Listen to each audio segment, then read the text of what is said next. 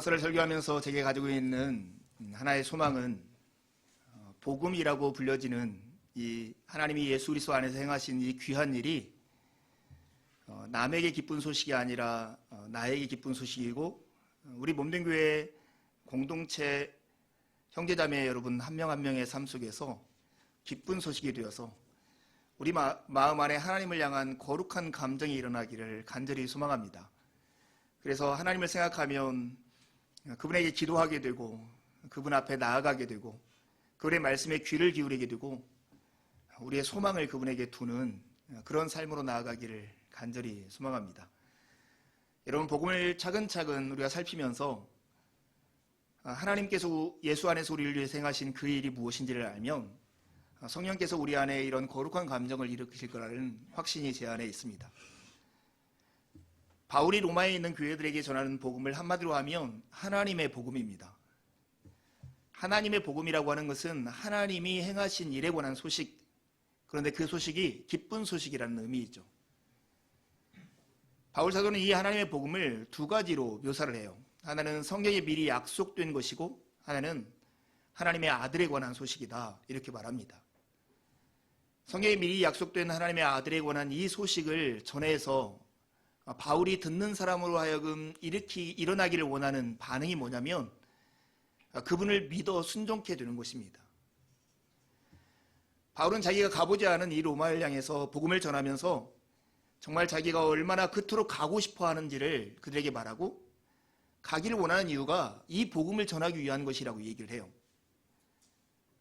이 복음을 전하기 원하는 그 이유가 뭐냐면 이 복음 안에는 믿는 모든 사람, 그것이 유대인이든 이방인이든 상관없이 그들을 구원하는 하나님의 능력이 그 안에 담겨져 있기 때문에 그렇다는 거예요.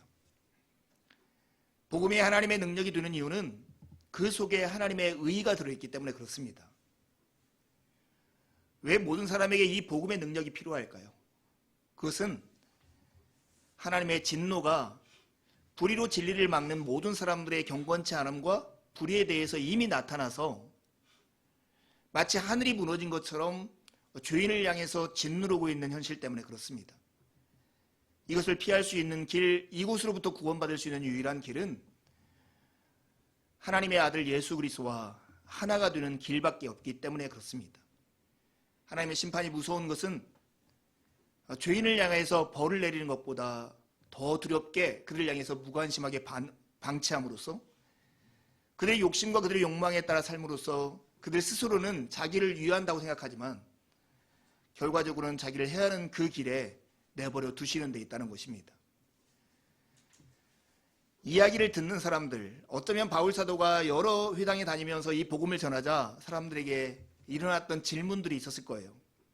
그 대표적인 질문들이, 그래도 우리는 저 사람들보다는 더 의롭게 살려고 하고 더 선하게 살고 있지 않습니까? 그런데도 우리가 하나님의 심판을 받아야 합니까?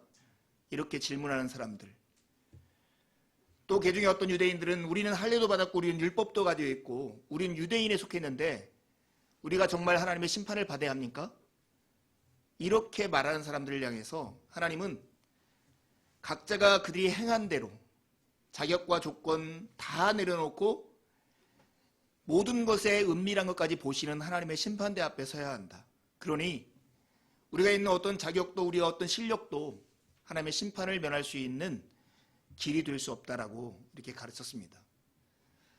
이게 지난 시간까지 우리가 나누었던 이야기의 줄거리입니다. 바로는 여기에 덧붙여서 여러 사람들이 들고 나는 작지만 중요한 질문들에 대해서 답하는 게 오늘 본문입니다. 1절, 2절, 3절, 4절, 5절, 6절, 7절, 8절이 쌍을 이루어서 질문과 답변으로 이루어집니다. 첫 번째 질문이 이거예요. 그렇다면 우리가 유대인으로 태어났다는 것, 우리가 율법을 받았다는 것, 우리가 할례를 받았다는 것의 나음과 유익이 무엇이냐 하는 거예요. 바울 사도는 한마디로 얘기합니다. 유대인의 나음은 여러 가지가 있지만 그 중에 최고는 하나님의 말씀을 맡았다는 거야. 하나님의 말씀을 맡았다는 것. 하나님의 말씀이라고 하는 헬라어 단어가 로기아라고 하는 단어입니다. 로기아라고 하는 단어는 보통 하나님의 약속을 가리킬 때 쓰이는 단어이기도 해요.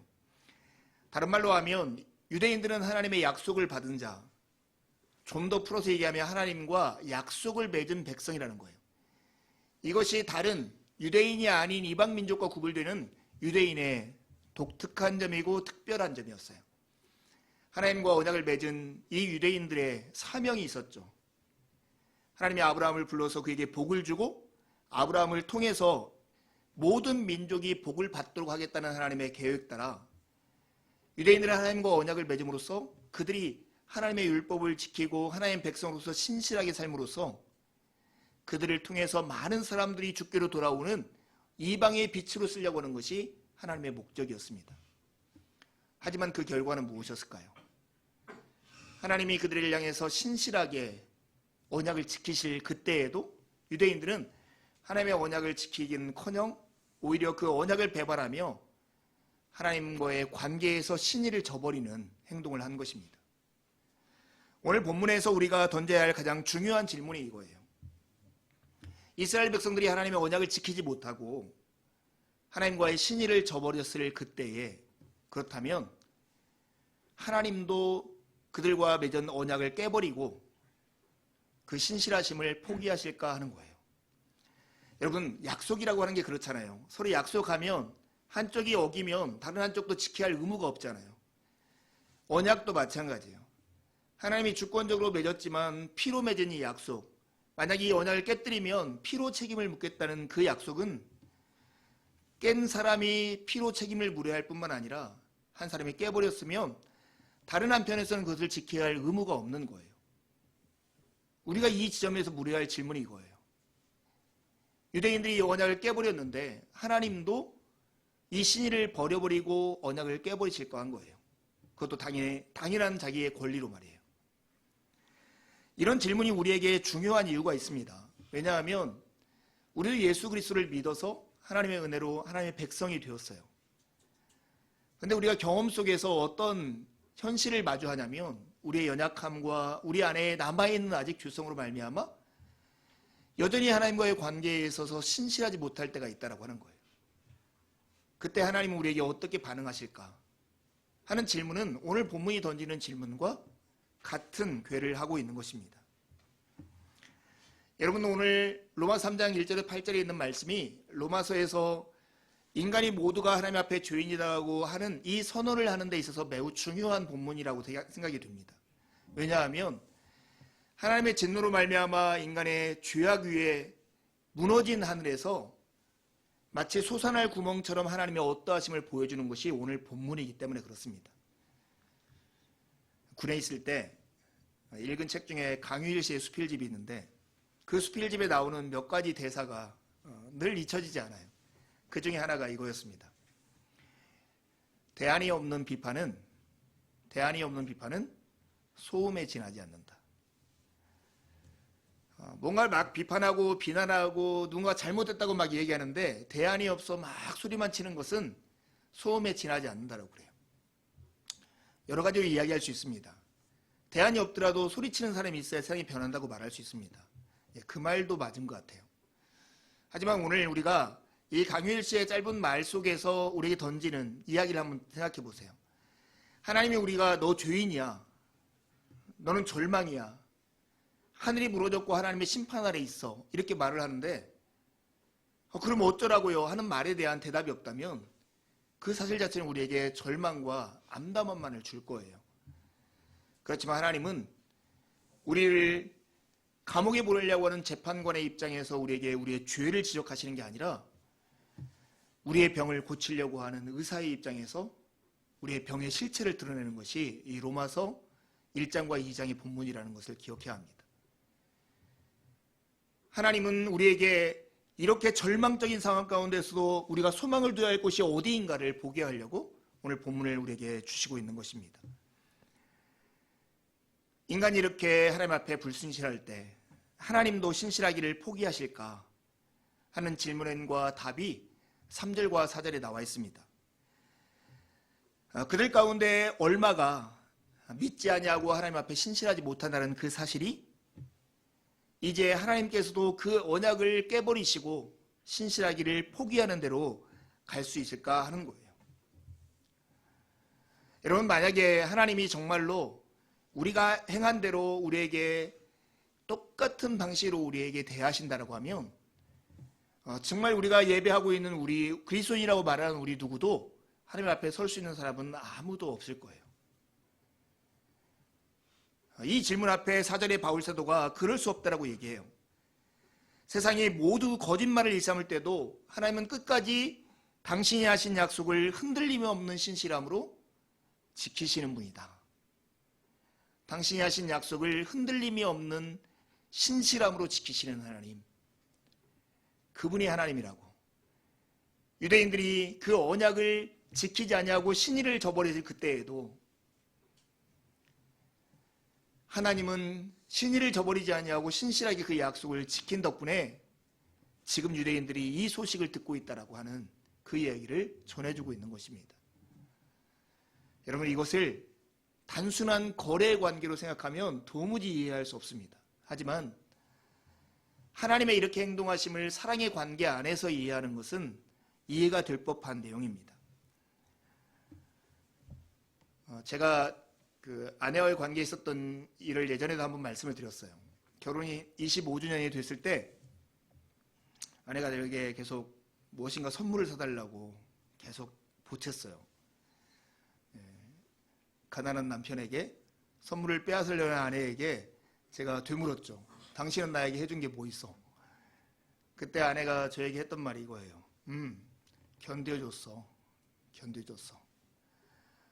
제가 그 짧은 말과 대화 속에서 오랫동안 그 생각이 남는 이유는 어떤 관계가 깨어지지 않냐고 이렇게 유지될 수 있는 힘이 뭘까?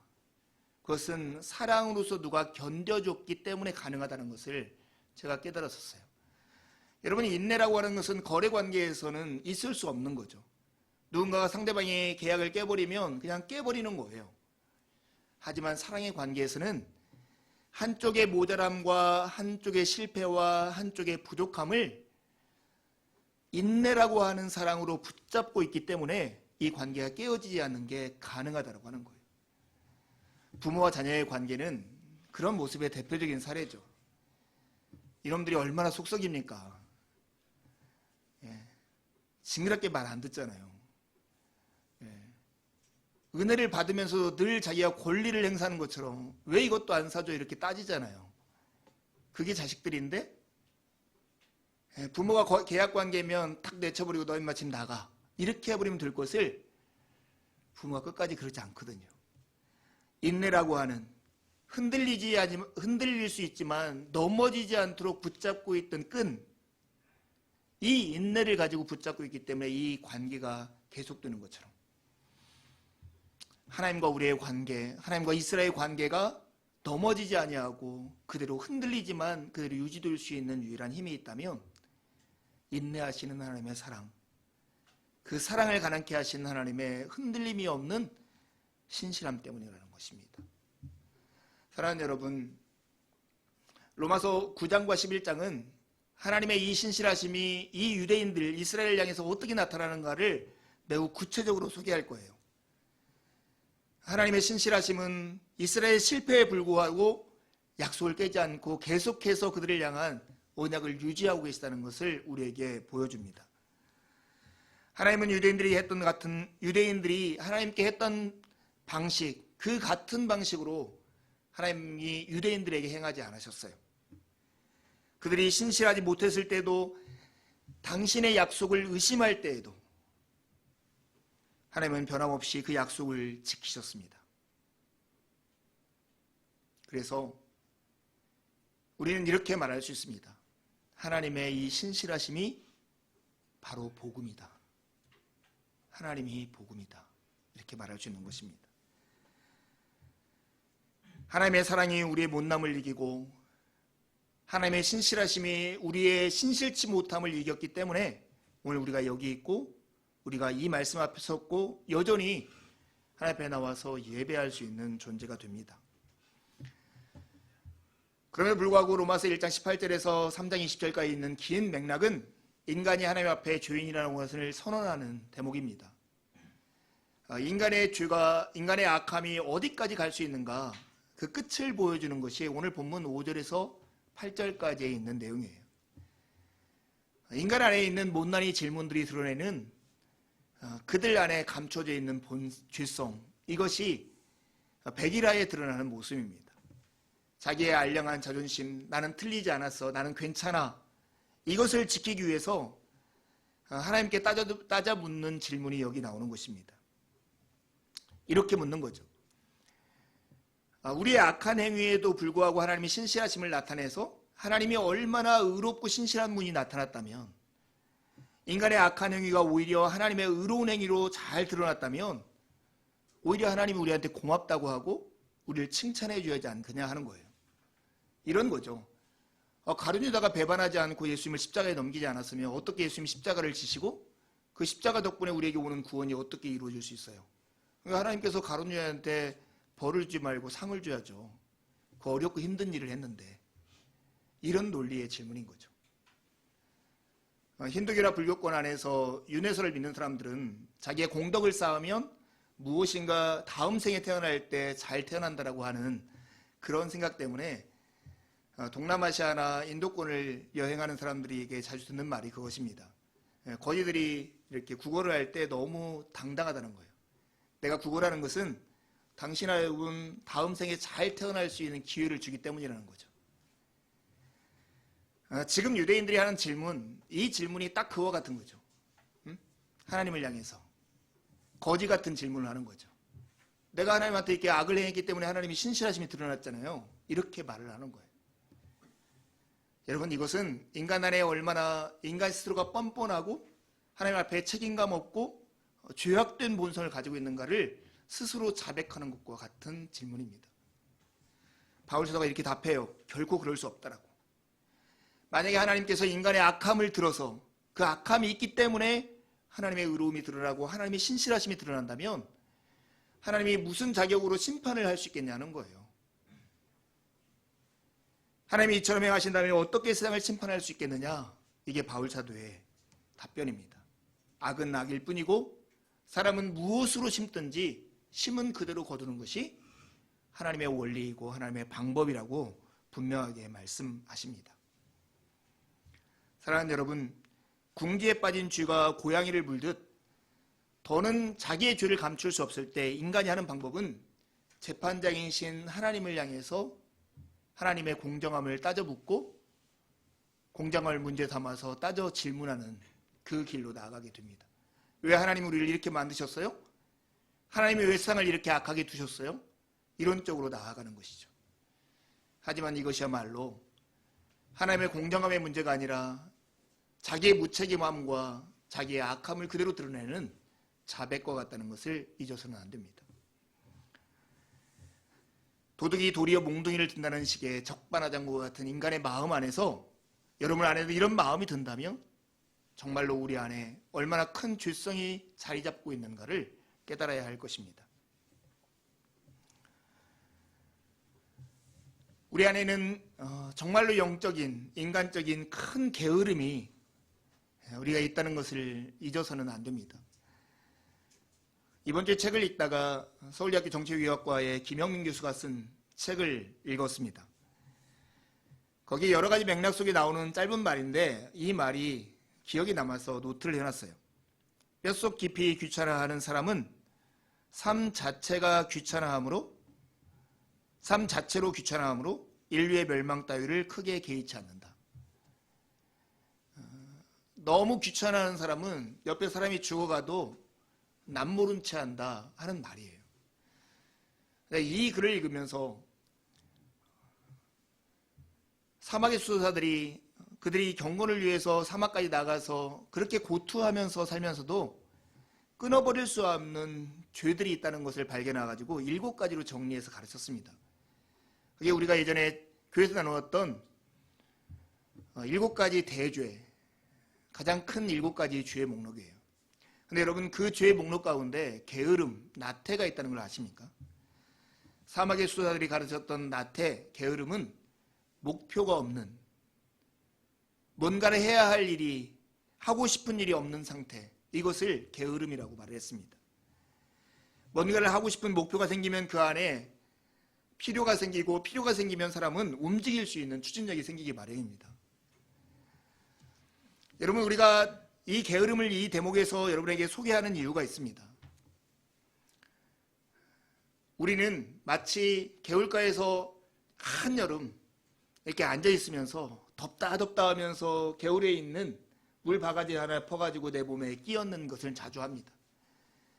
그렇지만 이게 덥다고 하면서도 그 강물 위에 내가 몸을 확 던져 넣어가지고 그 시원한 강물 안에 뛰어들기를 주저하고 있다고 하는 거예요. 늘 내 생각과 내 경험, 내 이해, 내 생각의 틀 속에서만 하나님을 이해하고 우리의 신앙의 가치들을 이해하면 하나님의 넓은 세계를 이해할 수 있을까요? 제가 머리가 굉장히 큰데 제 머리가 이렇게 크더라도 하나님의 이 크신 계획과 틀과 놀라운 영광과 행하심의 계획들을 얼마나 여기에 담을 수 있을까요? 30여 년 같이 산 아내의 인생도, 아내의 생각도 내가 내 안에서 다 충분히 이해하지 못하고 담을 수 없을진데 어떻게 우리가 하나님의 인생을, 하나님의 계획과 하나님의 크심을 내 인생 안에 조각내어 들여서 이해한다고 말할 수 있을까요? 이렇게 생각하는 것은 마치 개울가에 덥다고 하면서 물 한 바가지로 자기를 끼얹는 것과 다름이 없을 거예요. 여러분, 우리 안에는 예수 그리스도께서 우리를 위해서 행하신 은혜의 강물이 지금 흐르고 있는 거예요. 그리고 주님은 우리를 그 강가에서 부르시고 있는 거예요. 이 강물로 뛰어들어라. 하나님의 긴 역사 속에 너의 인생을 넣어라. 그래야 정말로 시원함을 경험할 수 있을 것이다. 이렇게 주님께서 우리를 초청하고 있는 것입니다. 저희 어머니가 저 어렸을 때 지독하게 게으른 저를 나무라면서 하셨던 말씀이 있습니다. 몸된 교회 오래 다니신 분들은 다 기억하시죠. 너는 밥통에 처박아 놓아도 굶어 죽을 놈이요. 이게 저희 어머니가 저에게 하셨던 말이에요. 저하고 저희 어머니의 관계는 정말로 좋은 관계였고 저희 어머니가 저를 얼마나 사랑하는지를 제가 잘 알았기 때문에 이런 말 가지고 제가 상처를 받다거나 이거 가지고 오해를 했다 그런 게 아닙니다. 어머니는 제가 좀 부지런하게 무엇인가 목표를 가지고 일하기를 원해서 정말 자주 얘기를 했어요. 너는 밥통에 처박아 놓아도 굶어 죽을 놈이야. 성경식으로 얘기하면 구원의 날 은혜의 때 하나님의 강물이 이렇게 흐르고 있는데도 불구하고 너는 물이 없어서 죽을 놈이야. 이렇게 말하는 것과 다르지 않습니다. 하나님의 진노로 하늘이 무너져 있는 이런 상태에서 하나님의 신실하심은 마치 솟아날 구멍처럼 우리에게 희망을 던져주고 있는 이 현실을 우리가 잘 주목하면서 바라보시기 바랍니다. 여러분, 주님의 흔들리지 않는 신실하심에 여러분의 인생을 기대십시오. 그것이 바로 우리가 가지고 있는 특권이요, 기회요, 소망인 것입니다.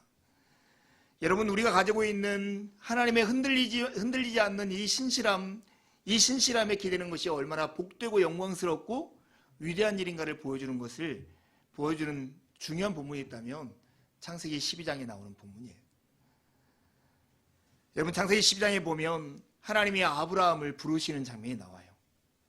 그래서 그를 우리가 잘 아는 것처럼 열방의 아버지 그리고 우리의 믿음의 조상으로 삼으시는 장면이죠.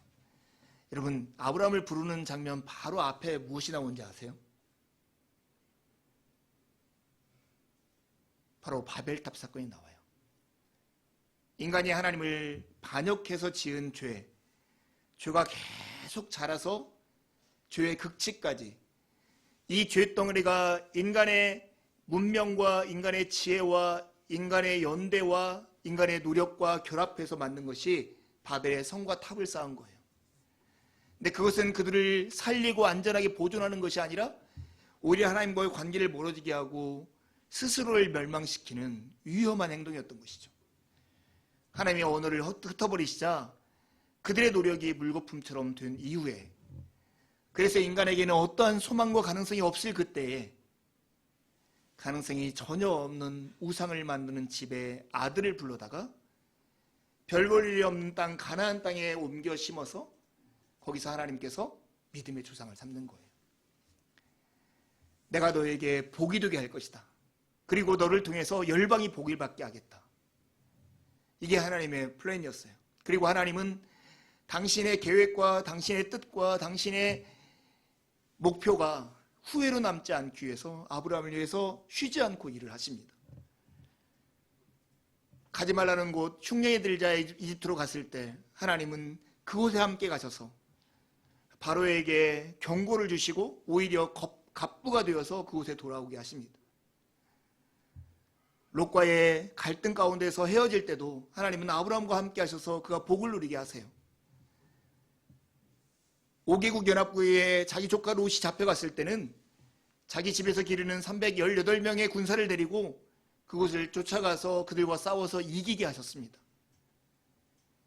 아들이 없다고 하나님의 약속을 믿지 못하는 아브라함에게 하나님은 언약을 그와 맺으시면서 하늘의 별을 보면서 바다의 모래를 가리키면서 너의 자손이 이렇게 많아질 것이라는 것을 확신시켜 주셨어요. 그럼에도 믿지 못해서 하갈을 통해서 이스마엘을 낳자 하나님은 할례를 그의 몸에 지니게 함으로써 하나님의 언약이 얼마나 신실한지를 그에게 보여줍니다. 결국 아브라함이 어디에 이릅니까? 자기에게 주신 이 독자를 번제로 드리라는 하나님의 약속에 하나님 앞에 기꺼이 번제로 드리는 그 자리까지 나아가는 거죠. 그렇게 할 수 있는 것은 자신의 상상력과 자신의 경험과 이해보다도 하나님의 능력과 하나님의 신실하심이 훨씬 더 크다는 것을 알고 믿었기 때문입니다. 그래서 로마서 4장 17절에 보면 아브라함의 믿음을 이렇게 얘기합니다. 그가 믿은 바 하나님은 죽은 자를 살리시며 없는 것을 있는 것으로 부르시는 이시니라. 하나님 그분은 무에서 유를 창조하시는 하나님, 가능성이 없는 곳에서 가능성을 창출하시고 희망이 없는 곳에서 희망을 만드시는 하나님, 그분이 있기 때문에 우리는 주님의 흔들림이 없는 신실함에 우리를 기대는 것이 지혜이고 기댈 수 있는 복을 우리가 받은 것입니다. 믿음의 조상 아브라함은 위대한 인물이 아니라 불순종한 인간이 하나님의 진노에서 벗어나서 어떻게 다시 그분과 화목할 수 있는가 하는 것을 보여주는 대표자이고 샘플과 같은 인물입니다. 사랑하는 여러분, 우리가 진노에서 벗어나 하나님의 무너진 하늘에서도 솟아날 구멍을 발견하고 예수 그리스도를 믿고 지금 예배하고 있다는 이 복된 현실을 여러분 꼭 기억하십시오. 어떻게 우리가 이렇게 되었냐면 하나님께서 아브라함에게 하셨던 똑같은 방식으로 여러분 한 명 한 명을 위해서 행하셨기 때문입니다. 세상을 바로잡기 위해서 우리를 구원하기 위해서 하나님께서 예수 그리스도 안에서 일하신 덕분에 오늘 우리가 이 자리에 있습니다. 우리의 마음이 흔들릴 때, 때로는 우리의 믿는 바가 무엇인지를 알지 못할 때, 때로는 우리의 현실이 우리를 짓눌러서 어찌해야 할지 알지 못하는 그런 상황 가운데 사랑하는 여러분, 더욱 힘써 하나님을 가까이 하십시오. 주님의 신실하심을 잊지 마십시오. 우리 주 하나님을 피난처로 삼는 사람은 복이 있는 사람입니다. 함께 기도하시겠습니다.